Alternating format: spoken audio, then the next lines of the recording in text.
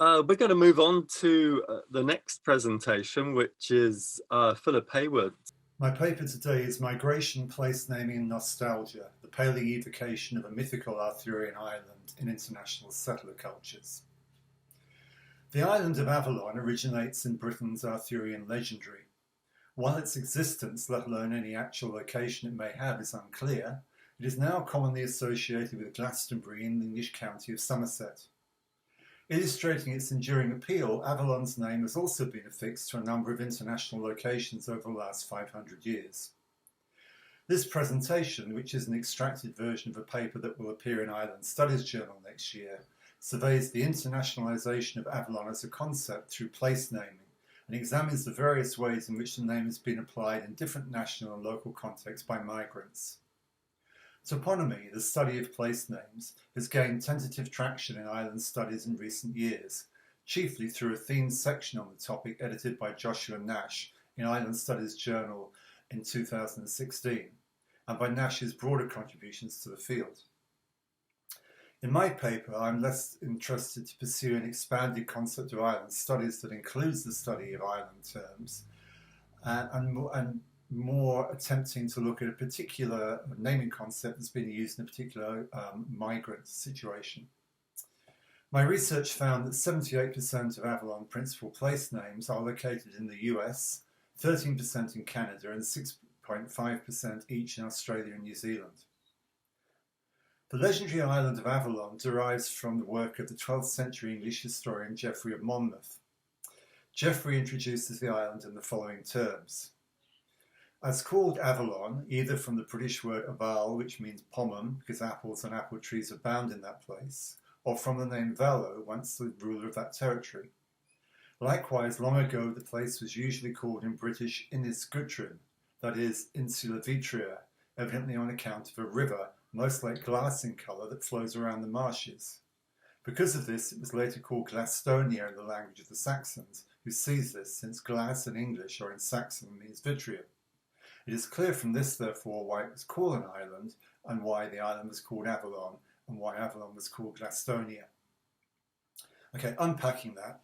Basically, there was association with the apples and orchards and the notion that Glastonbury was an island in the marshes. It's a kind of an almost island, like a presqu'île in French, like a peninsula with islandish aspects.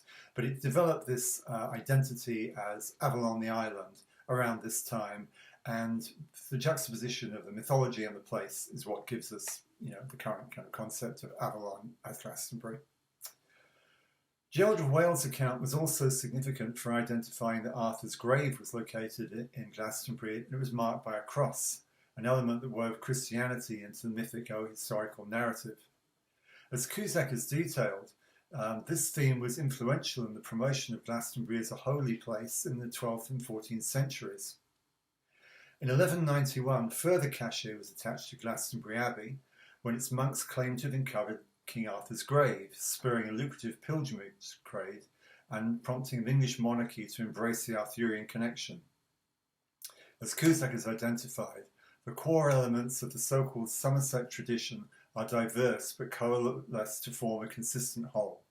The Thorn, the Grail and the church erected by Joseph and Jesus all function to sanctify Avalon as the Holy Land and to shift England from the periphery to the centre of the Christian world.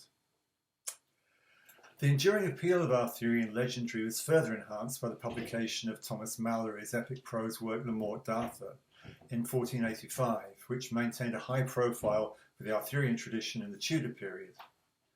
But while the historical romance of Arthur may have enjoyed continued prominence at this time, its association with English Christianity came under attack during the reign of King Henry VIII, 1491 to 1547.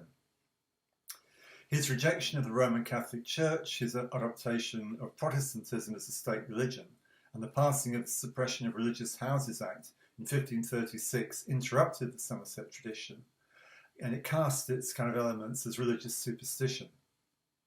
Reflecting this, the Abbot of Glastonbury was seized and executed in 1539, the abbey dissolved and its buildings vandalised. But English Catholics continued to cherish a variety of beliefs concerning Glastonbury in the early so-called Golden Age of English Christianity.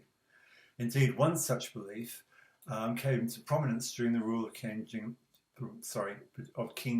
I, 1603 to 1625, when Glastonbury and a thorn tree in Glastonbury were held as symbols of religious tolerance and rapprochement between Protestants and Catholics.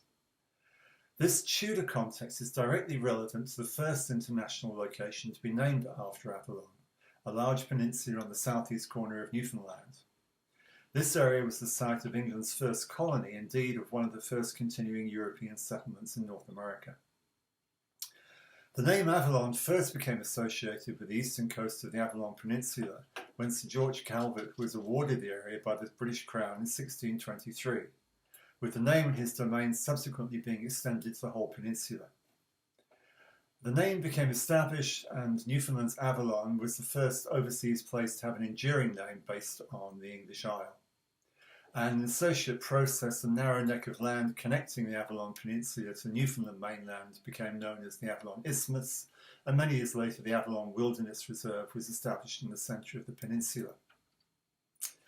So following this first setup, this first export of Avalon as the place name, as the concept to an overseas location, another island, Newfoundland, that particular Newfoundland Avalon then became exported as associations.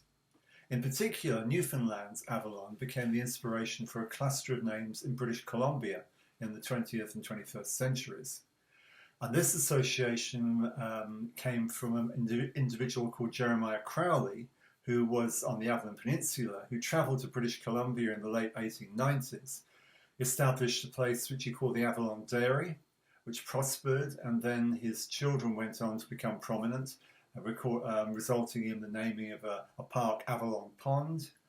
And more recently, the development company West Group adopted it for a new condominium complex on the bank of the Fraser River, which they've named Avalon as a kind of way of celebrating this peninsula as another presqu'île, almost island, with this association. So the place naming kind of reflects through. But if we rewind a bit, another tangent comes back in the 1800s, when Gloucestershire itself in England was subject to severe poverty, a rural area with depressed economy. And a number of people from Gloucestershire headed off for various locations internationally. And one individual was called James Austin. He travelled to Australia in 1835 to the Australian state of Victoria and successfully managed to establish farming estates. And when he bought his first big estate south of present-day Melbourne, he named it Avalon because of his interpretation of the bounty of his place in terms of the mythic association of Glastonbury with Avalon as a time before the poverty. So it's an interesting process. The idealistic notion of Glastonbury as an inspirational place, which existed before the 19th century poverty, led to the name Avalon, which was then reapplied to Australia. Now Avalon is a well-known place in Australia because it's the site of Avalon Airport, which serves as Melbourne's second airport and has the adjacent Avalon Coastal Reserve. Another boost for Arthurian legendary connected with Avalon came in the 19th century when Alfred Lord Tennyson repopularised the Arthurian tradition by writing an epic verse narrative known collectively as the Idylls of the King, starting in 1842. His Idylls are his best-known works and were popular with an international Anglophone public.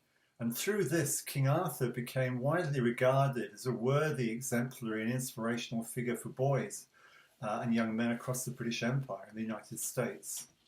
And this particular association of its popularity in the United States led to a number of interesting naming traditions. One of these interesting naming traditions occurred on Catalina Island. Catalina Island is a tourist island close to the coast of Los Angeles, which has been associated with movie stars, upmarket tourism, yacht tourism for most of the 20th century and the 21st century. It's a fascinating place that I publish elsewhere because it has a particular association with mermaid imagery and legendary, which blends in with the tourism. And as some of you know, and maybe looking over my shoulder, I remind you I have a particular interest in mermaids and culture. Anyway, I digress. What happened is that the real estate developer George Chateau purchased Catalina Island, and he took his sister over to it. And when she saw it, she was so impressed by the beauty of the island and the valley in which the small town was established that she said, "It's Avalon," from Idylls of the King. And the name stuck and acquired fresh connotations as the area developed as a major centre for marine tourism in the early 20th century.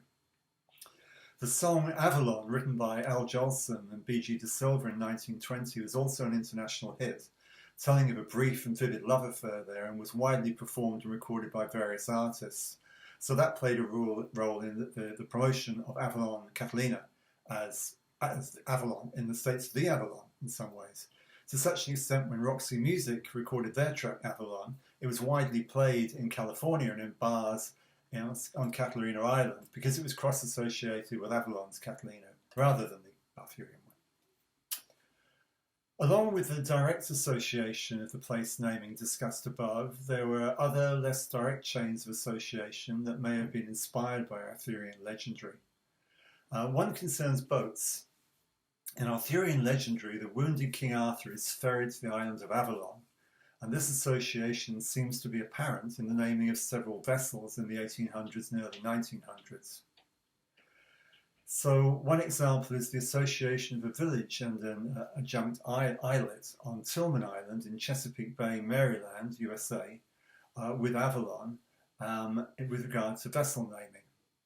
The village's origins are entwined with the development of shipping around the island in the 1880s to 1920s, and in particular, the development of a wharf that received steamboats from Baltimore, operated by the Maryland Steamboat Company. One of the steamboats working the route in the 1880s was named the Avalon. While the reason for a name is unknown, it was not atypical as steamboats in that period, with a rival boat being named the Minerva after the Greek goddess of war and wisdom. Along with steamboats, local oyster shucking operations also used the area, and discarded shells built up a base in the shallow water that eventually formed a small islet. In a process that's still unclear, the name Avalon was given to both the islet, which was subsequently enhanced with landfill and has now become home to the Tillman-on-Chesapeake Yacht Club, and to a nearby village. So you get the islet and the village of Avalon. The examples discussed above are part of a larger process of naming that involved the traditions and values of a European culture being imposed on landscapes that were home to indigenous cultures that had their own traditions of place naming and of individual place names. In this manner, the impositions of the name Avalon on various geographical features and or communities was far less romantic as an exercise for indigenous populations as it was for settler culture. Fanciful imaginations of Arthurian times and the New World became inscribed in place names as a form of cultural imperialism as much as any other example of erasing indigenous traditions. In another level of irony, there are a number of plantations named Avalon in 18th and 19th century Australia, such as the Avalon Plantation on Biotech, Louisiana, in which transported slaves and later low-paid workers toiled in conditions that were far from idyllic, however the charms of the lives of their owners may have been. Now, while the cases discussed above are significant for being directly influenced by the mid to late 19th century vogue for Tennyson and Arthurian legendary, the most substantial international profusion of Avalon place names has occurred over the last century, as new residential areas have been developed to cope with soaring population numbers. Doing research for this paper, many locations, it seems to be arbitrary. Avalon seems to mean green, wet, nice, upmarket. Very weak terms because you can't work out either any direct associations of places or locations. So it's become a diffuse name.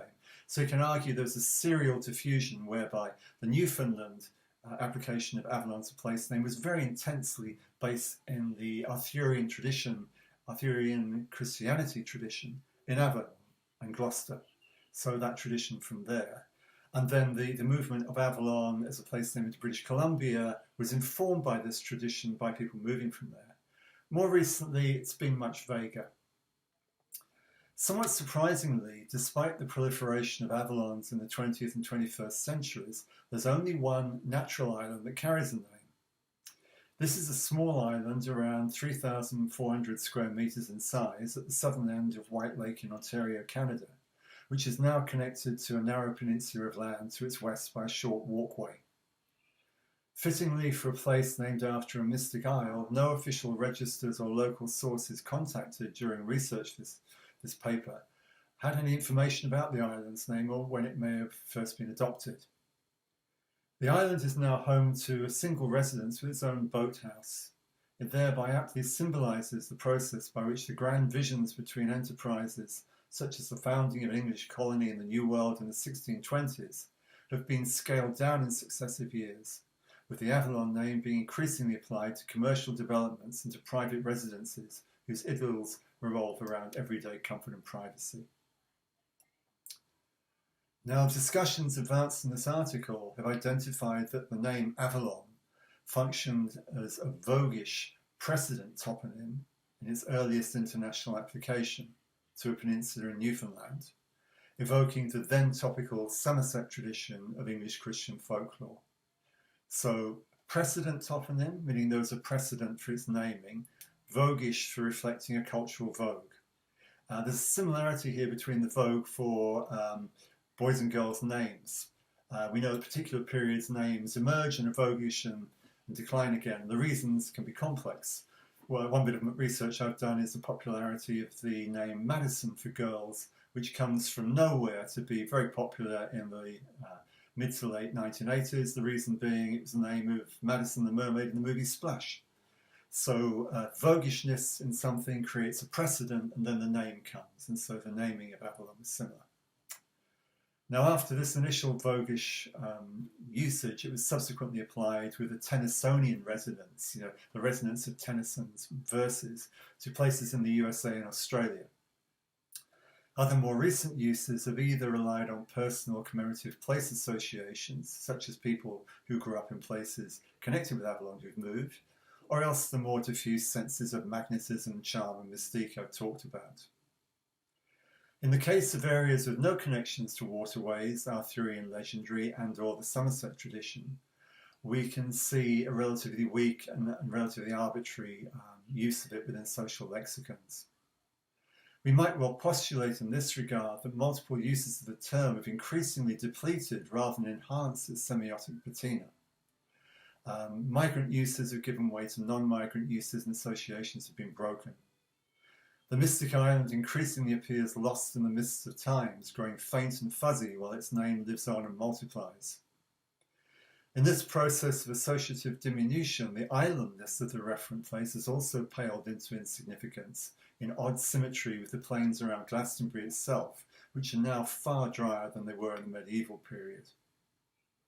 Fittingly in this regard, one of the most recent uses of Avalon as a precedent toponym has been in those plains, which have become optimistically referred to as the Avalon Marshes by groups such as the Avalon Marshes Landscape Partnership Scheme, whose website characterises that the marshes are a magical wetland landscape lying at the heart of Somerset that merits restoration.